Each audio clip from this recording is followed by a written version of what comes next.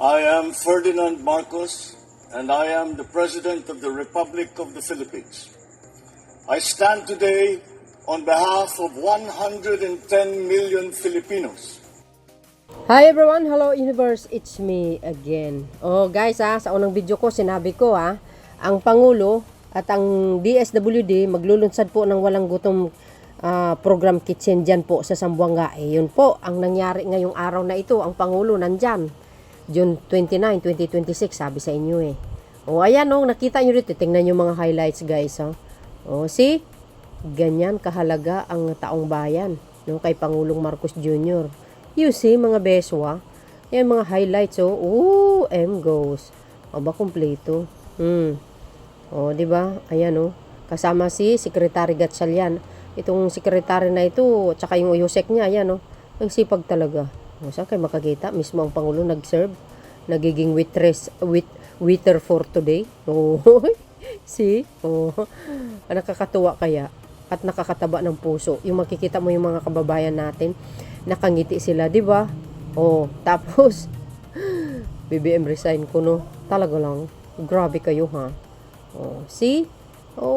Kaya abangan nyo, guys, sa ating mga kababayan, ito yung mga anak na, mga homeless ba sa sa kalsada, hindi nag-aaral.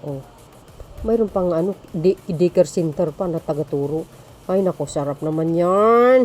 Naloka ako. Oh my gosh. Ang sarap naman. Guys baka sabihin nyo, yung mga chef dyan hindi po basa-basa. Yan sarap yun. Ay, wow. See, guys, sabi sa inyo abangan nyo ang Pangulo, guys, sa mga lugar nyo. Sabi dito, Sabi dito sa Presidential Communication Office, bahagi ng layunin ng pamahalaan wakasan ang kagutuman, ang patuloy na pagpapalawak ng mga programang nagbibigay ng sapat na pagkain, mas maayos na nutrisyon at mas malawak na serbisyong panglipunan para sa higit na pangangailangan. Binuksan ni Pangulong Ferdinand Marcos Jr. ang ikatlong DSWD Walang Gutom Kitchen sa bansa at kauna-unahan sa Mindanao na matatagpuan sa Zamboanga City upang magatid na mas sustansyang pagkain, humigit kumulang 150 hanggang 200 benepisyaryo bawat araw kasabay ng mga serbisyong hatid ng pag-aabot program at Tara Basa Tutoring program. Yun pala parang daycare center, kaya pala parang may daycare center tutoring pala yun, Tara Basa yung mga bata na hindi pa nag-aaral, na hindi marunong magbasa nung AEIOO, ganun di ba? Ayan mula sa mahigit 501 pamilyang makinabang. Oh my gosh, ang dami pala ito, guys. 501? What? 501? Pamilyang nakinabang sa walang gutom program hanggang sa pagpapalawak ng walang gutom kitchen sa iba't ibang bahagi ng bansa. Patuloy na isinusulong ng administrasyon ang mga hakbang upang matiyak na mas maraming Pilipino ang magkakaroon ng sapat na pagkain at mas maayos na nutrisyon. Di kayo naloka. Di ba? Yung iba dyan nagko-comment. Binabatikos pa ang Pangulo. Kumain na lang kayo doon kaysa bumatikos kayo. Magbigay na lang kayo ng donasyon. Mas maganda pa. At nakakatulong ka pa kayo sa kapwa Pilipino natin. Iwas-iwasan niyo yung mga kainggitan nyo. Wala kayong mapapala dyan. So, ayan mga kababayan, para kumpleto detalyado, panoorin nyo itong video nito. Eto na. Pangarap, direktiba at layunin ng ating Pangulo ay wakasan ng kagutuman dito sa ating bansa. Under the Walang Gutom program, dalawa yan. Meron yung food stamps, kung saan nung Thursday magkasama kami sa South Cotabato. Yun yung programa kung saan yung bawat pamilya may food redemption sila buwan-buwan, may food subsidy sila. Ito naman yung other part ng program, yung Walang Gutom Kitchen. Now, the Walang Gutom Kitchen, ang konsepto niya, it's a soup kitchen. Ibig sabihin, lahat ng taong gustong kumain ng libre at nakakaranas ng kagutuman, you're welcome to come here. Wow. And at the same time, food bank siya para sa mga tao na may excess na pagkain, mga establishmento, hindi na itatapon, kundi dadali na lang dito, ipapakain rin natin ng libre sa mga mamamayan na nakakaranas ng kagutuman. Ito na ang pangatlo, nagsimula tayo sa Manila, sa Pasay, then nagkaroon sa Cebu last week, ngayon naman sa Zamboanga, and magbubukas pa tayo ng iba't ibang mga walang gutom kitchen nationwide, kung saan may mataas na incidents ng involuntary hunger. gusto ko magpasalamat sa ating mabuting Pangulo, si Bongbong Marcos, and secondly sa ating DSWD Secretary, Rex Gatchalian. Malaki po itong tulong, lalo na po, katulad ko, ako po ay solo parent, may 3 po akong anak. Po, mahirap talaga. Yung 3 beses, minsan hindi po talaga natutupad siya. Minsan kumakain na lang, morning, pandesal, babawi na lang sa lunch and dinner. So, mahirap po talaga. Ito po programa ng gobyerno natin ngayon ay malaki talaga tulong para sa amin. Marami talaga maitutulong sa akin, lalo na sa pamilya. Katulad kanina, naghiram lang ako pambaon ng bata para pwede lang siya makapag-aral. Nung sinabihan kami na pasok kami dito, ang laki talaga ng pasalamat ko.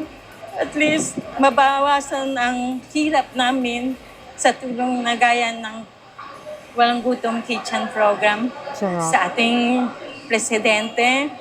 Nagpapasalamat po ako sa mga programang binibigay nyo sa amin. Salamat sa pag-extend ng mga tulong ninyo dito sa Zamboanga. Salamat po. Itong programang ito ay nakatutulong sa akin at sa aking pamilya. At hindi lamang po para sa amin, kundi para sa mga mahirap na tao upang mabawasan natin ang mga nakakaranas nilang paghihirap sa gutom.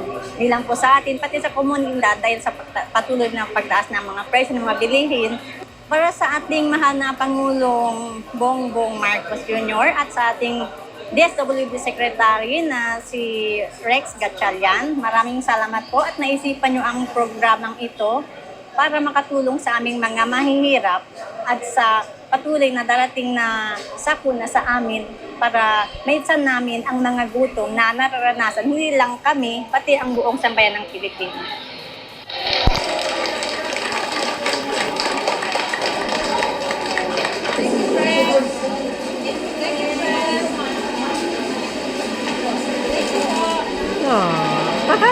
Swerte naman nila, guys.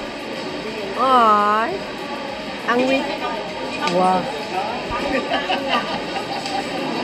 Wow, saya ng Pangulo, oh.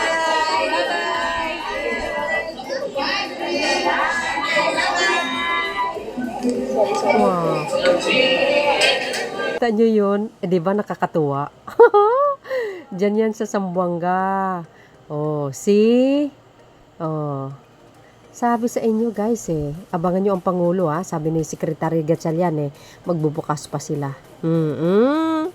Malay mo dyan sa Davao, madami dyan. Malaking katulungan po yan sa mga homeless. Yan po ay libre. Yung nakikita ko sa comment section, himbis magpasalamat, kinikriticize pa ang Pangulo, mga siraulo. Hindi na lang kayo kumain dyan at magpasalamat na lang. Ang sasarap kaya guys, oh. Oh, see? Oh. Bakit ganyan ang mga ibang kapwa Pilipino, no? Gumawa ka ng mabuti, mali pa rin. 'Di ba? Kung wala kang ginawa, mali pa rin. 'Di ba? Parang parang mga ubab din. Samantalang yung puon nila wala naman nagawa. For the first time yan sa Pilipinas, even sa Amerika mayroong ganyan. O, 'di ba? Alam mo, ang Pangulong Marcos maunawain, mapagmahal kasi yun Oh, 'di ba? Tsaka tingnan niyo naman napakasimpleng tao. Araw-araw talaga ang Pangulo kung saan mo makikita. Tayo naman nakasunod, lagi tayo nag-upload. Dami yan guys At least na-upload ko yung iba. Today is June 29, 2026. Diyan po sa Zamboanga. Yan ang activities niya for today. Ang dami actually na i-upload natin yan. Pagbibigay ng tulong, lahat. So, nakakatuwa. Tapos sabihin nyo mag-resign. Sino nagsabi? Mga DDS lang. Yung poon nila kung himbis tumulong na lang tulungan si PBBM, mas maganda pa. So yun, shout out sa mga taga Zamboanga, ayan, sa mga homeless natin mga kabayan na talagang kailangan nila ang tulong ng gobyerno, ayan. Libre po yan. Si madam naiyak na. At least, 'di ba? God is good all the time, guys. To God be all the glory. Maraming salamat guys sa inyong watching. Ayan. Follow me and likes. Hit the button bell para lagi kay updates. Okay? Bye bye bye and baboos. God bless Philippines. There's more. Bye everyone.